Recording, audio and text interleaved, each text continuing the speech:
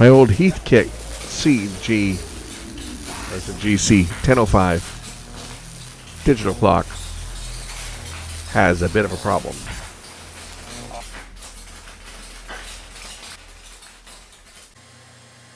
Well, I just noticed something.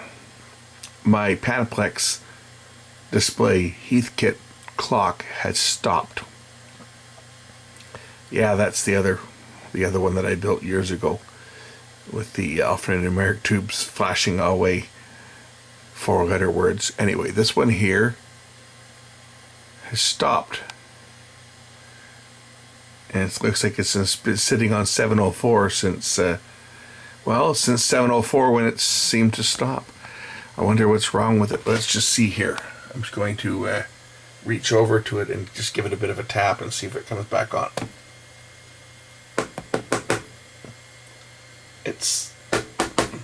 There it goes. Must be a connection inside. Let's open it up. See why it's not working. So this is the Heathkit CG1005. This is my favorite of all the clock kits that I built, only because this was the first one that I built. Not this specific sample here. This was a replacement, because the one that I built when I was, I'm trying to remember, I would have been probably maybe 13, I think, at the time. But unfortunately, and I've told you guys this before, but the one that I built, I did it when I was in junior high school. And of course, the idiot teacher that we had us putting solder paste on, like you would use for plumbing to clean pipes. And if that stuff is acid, and it burned through all the traces on the board. So that one had a relatively short life and was sitting in a closet at my parents' house, and I left it there non-functional when I moved out, and it got tossed in the garbage. It probably could have been made to work again. I just never got around to it because the traces themselves were eaten away. So this is a replacement that I bought, and I bought this a few years ago. Got a pretty good price on it. I've already been through it once, recapped it and everything, and it's been working up until recently. The seconds just started freezing. Now this is a countdown type clock. So how it works, if we look at the schematic, I printed it on both sides because we don't really need to see the display side of things. We're interested in the MOSTEC chip.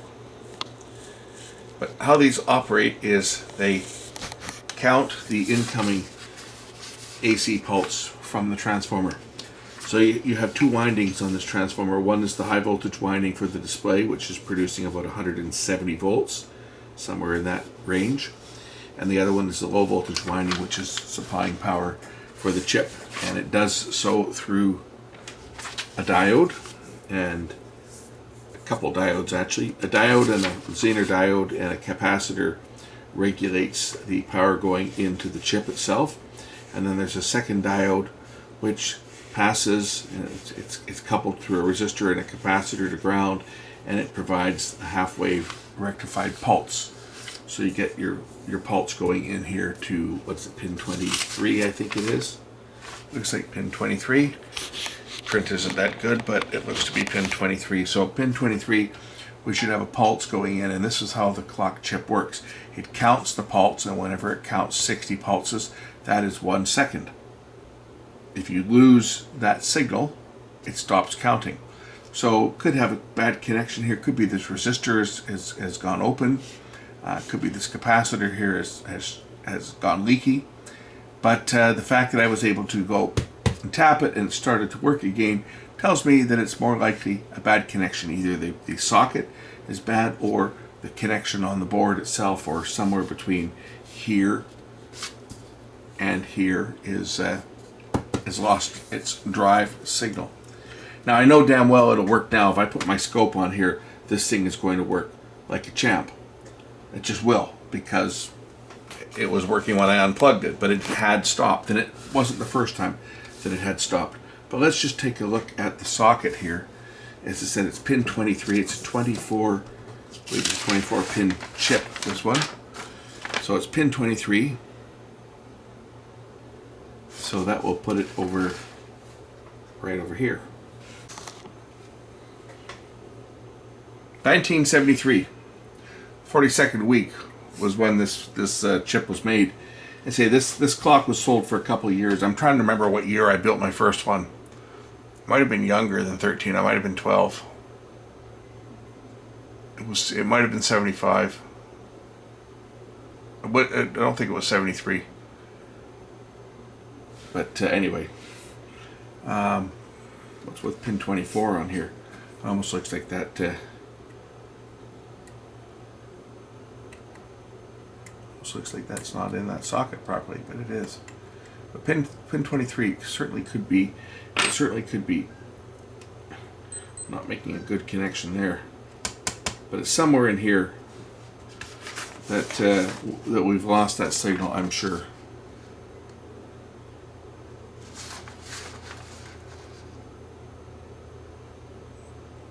$8,200 ohm resistor. What number is it? It's hard to see, isn't it? Is it R something 79? Print is just terrible.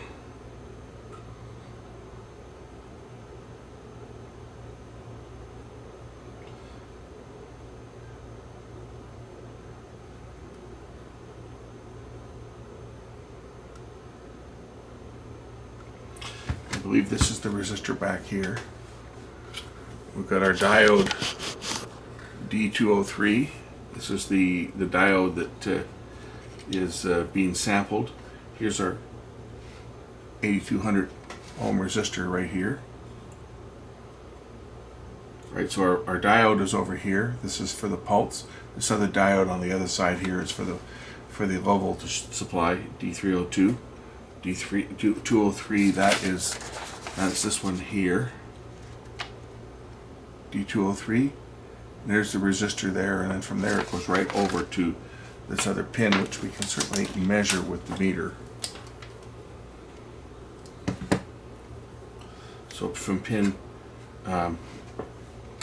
23 over to here, we have continuity.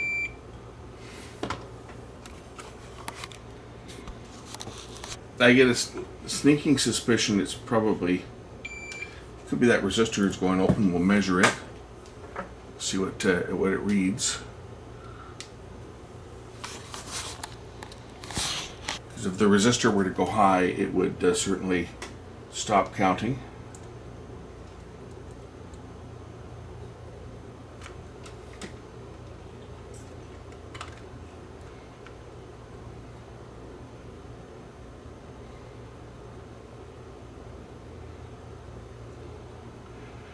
So it should be 8.2 and it's 8.4, so it's probably okay.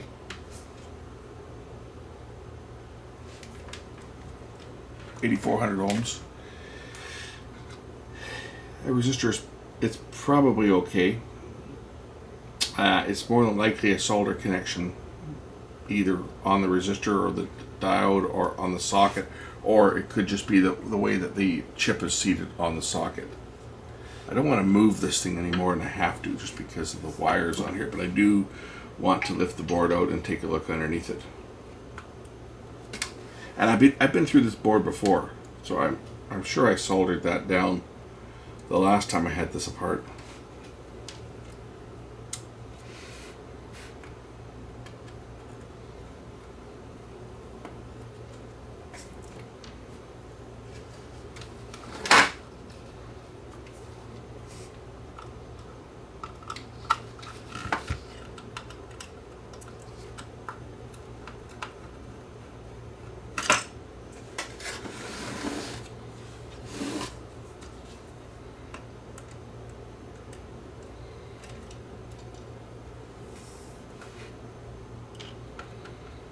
When I built my kit, it was my first experience dealing with an IC.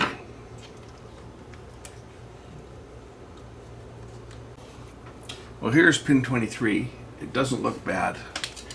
It looks like it. What I did resolder this. I'm just going to go over it again, just to make sure.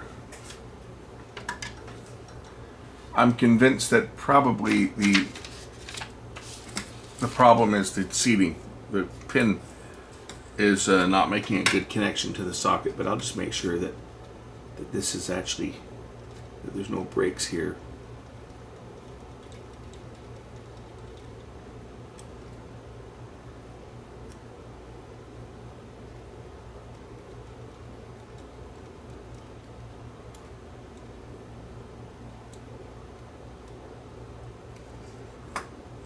Everything else looks good on here.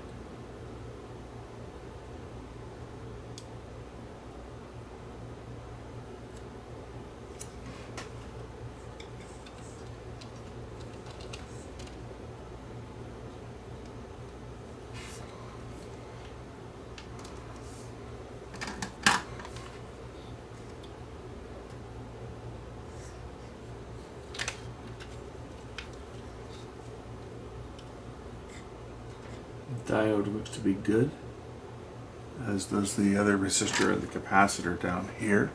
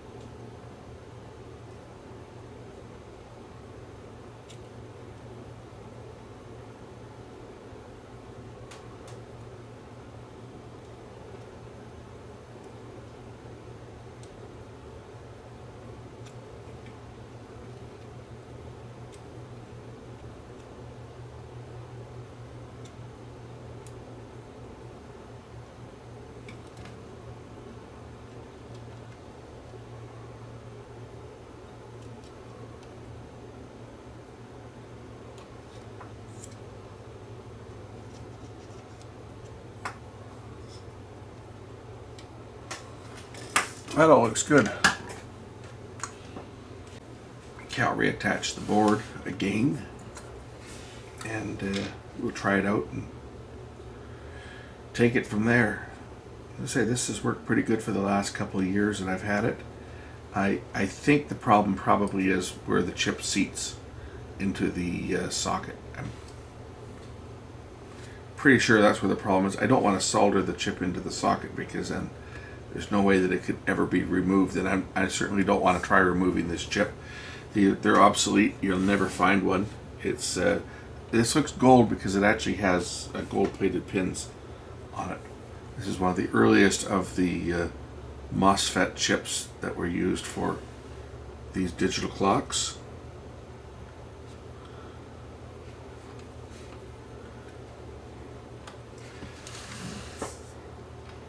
And it's made in Mexico.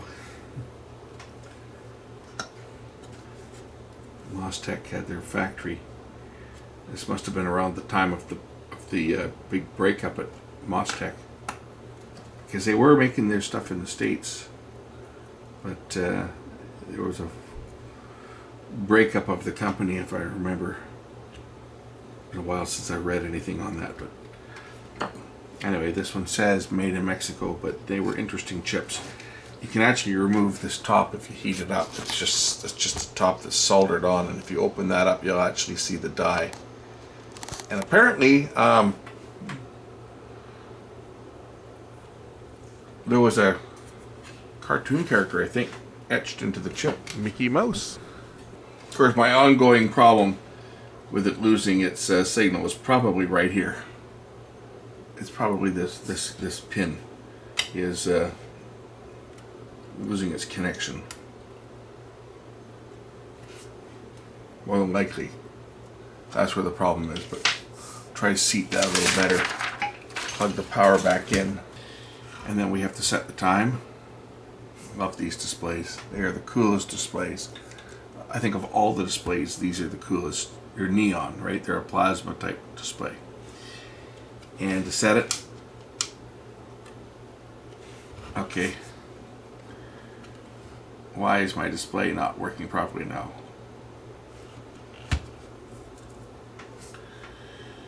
We have a short, looks like, doesn't it?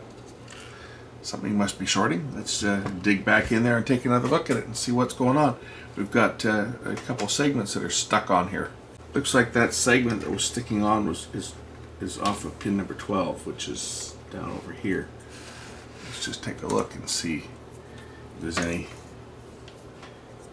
that's anywhere around here touching anything. Goes over to a wire on the edge of the board here.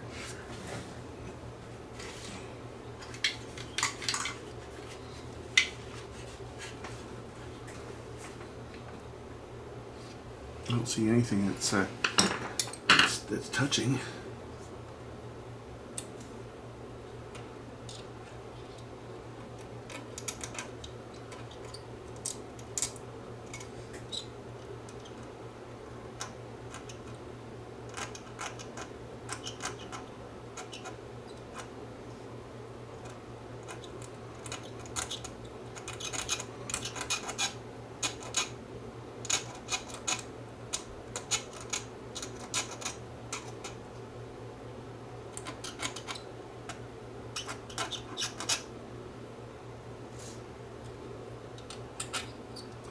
Making sure there's no tin whiskers or anything that's forming between any of the pins.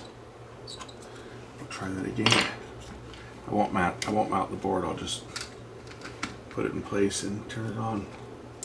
See whether that segment's still acting up. Okay. Now it's working. Interesting. I don't know if I had a tin whisker or something pinched, but it's working now.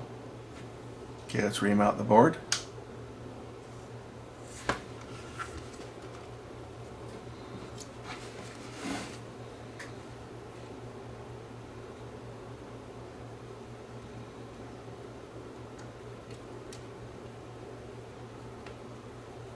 Could have been a tin whisker that had started to form. In fact, it could have been a tin whisker that was killing the oscillator too. I didn't think about that, or the counter.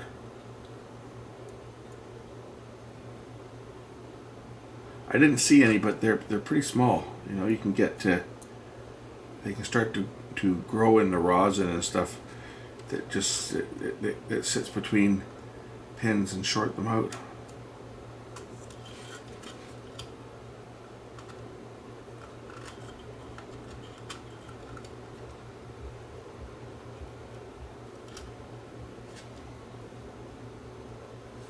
These panels are glass, so you gotta be careful not to touch them, because being glass, it doesn't take much to chip them, and if you chip them, there's a good chance you'll let the gas leak out or the air leak in.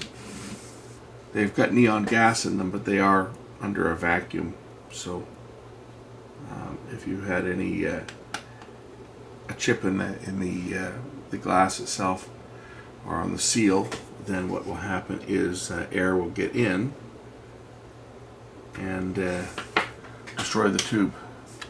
Okay, now that it's back together, is it going to work? Yep, counting perfectly now. I'll just reconnect the speaker for the alarm.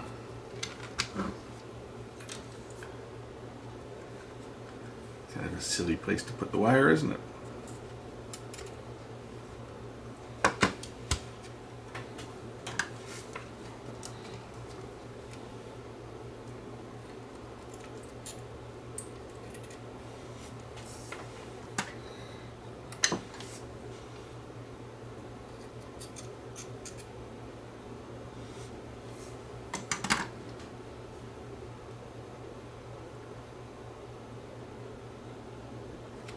There we go.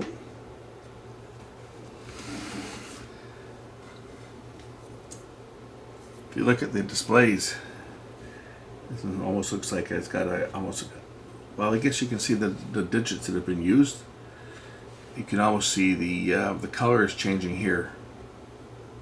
if we look, maybe if we get that light at the right angle, you can see that this one here that never gets used other than for one doesn't seem to have any of this discoloration around the actual electrodes, except for around the ones that form one. I don't know how easy it is to see it maybe from a different angle, but it certainly is discolored from where I'm sitting. There, that's a little bit better. So you can see around the one, you can see if you look in the background, you can see it almost discolored, kind of like it is around the others. You see? Around where the one would be. This, it looks like sputtering on the background. Again, along these other anodes here. That's just from the hours on this display, and these displays have tons and tons and tons of hours. This can be wired to display 24 hours as well. Might be worthwhile to put a switch on there to switch between 12 and 24 hours, because it can do both, and it's wired as a 12-hour clock. But to set it,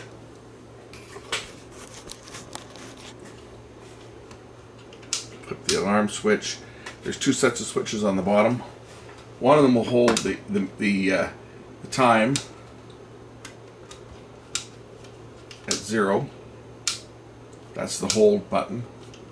And then you've got your hours and your tens and your minutes.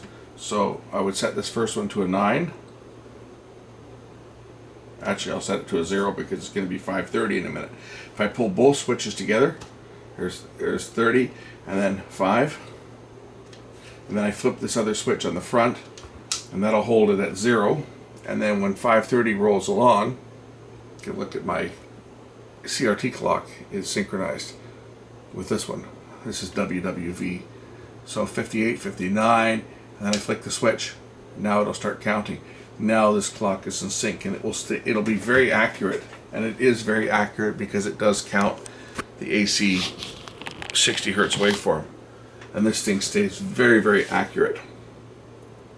But say the problem I've been having is it's been stopping because something has been interrupting that 60 Hertz pulse to the chip.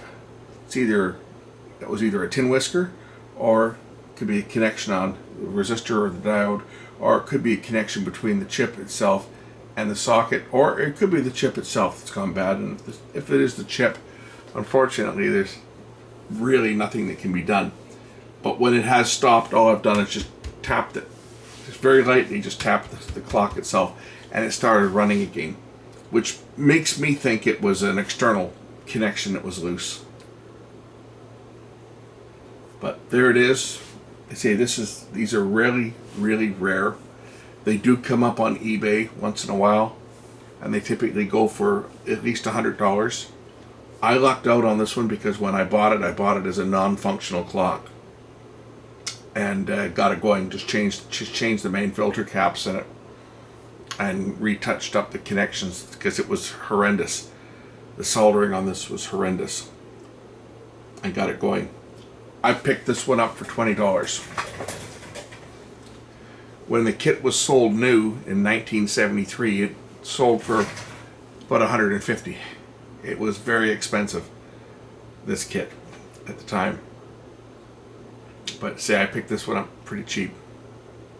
By the time I got it, though, it was a lot more because, unfortunately, when you buy things off of Fleabay, the buyers or the sellers aren't always up front with the actual shipping charges. Because when I bought it for $20, it said shipping was $9.99, and the shipping cost a lot more than $9.99 by the time it arrived. I think by the time I got it landed, and I got it landed in the States because the seller wouldn't ship to Canada, so I had it shipped to a post office box just across the line where I used to go to get everything, which I haven't been able to do for the last year and a half thanks to the bloody border being closed. But I think it ended up probably cost me about $60 by the time I got the thing for a $20 item. Anyway, I was happy with it because I was able to once again get the same clock that I built when I was like 12 years old, 11, 12 years old, somewhere in there. It was in junior high school, so I would have been in grade 8 electronics class. I think it was grade 8, either grade 8 or grade 9. All I remember is that my teacher would not let me power the unit up because it was line operated. I was allowed to build the circuit board, but I wasn't allowed to power it up. I wasn't allowed to turn it on and show the kids in the class it working. I built it because I wanted it, and I got it for my birthday. It was the one thing I wanted to build, was a digital clock. And the other one I was looking at was the Radio Shack one that they had. They had those Archer project boards, which you bought all the separate parts and you made yourself a bare circuit board with the clock on it. And it was just as complicated as this, but it used LEDs. But it didn't come with the case and everything. It was actually, the one I actually asked for was the Radio Shack one. That was the one that I had asked for to build when I was a kid, and I didn't get it. I got this one for my birthday, and that was my introduction to Heathkit. And I've built a few things from Heathkit over the years. I don't think I've got anything remaining. This is the only thing. Hours setting, minute setting. If you press them both together, it's tens of minutes. Alarm setting and time. This is the one that stops it for synchronizing. And then on the back there are two switches. One is to turn the alarm on and off, and the other one is to set a snooze. That snooze there, it's a momentary switch, and this one here is alarm on and off, and it doesn't do anything. Set the alarm for 5:39, so let's hear how it sounds. Yeah.